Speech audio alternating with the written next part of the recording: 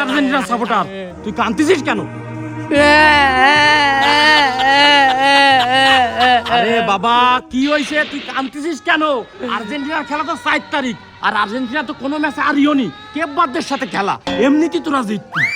আমি কান্দি, আমার আব্বা মরে গেছে, আমি এটি হয়ে গেছি।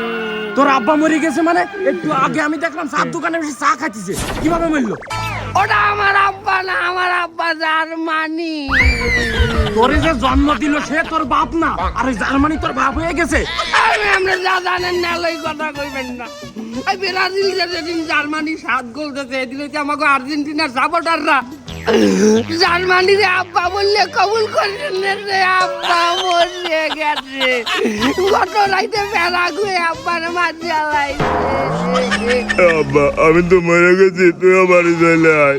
না আমরা যাও না, আমি আরো খেলাম। আরে বলতেছিস না, পরের মাস ক্যাম্পারদের সাথে বলে দেবে না তোকে? আমরা খেলাম, যাও না। তাইলে আজ বাড়ি, আমার কাপের দরকার নাই।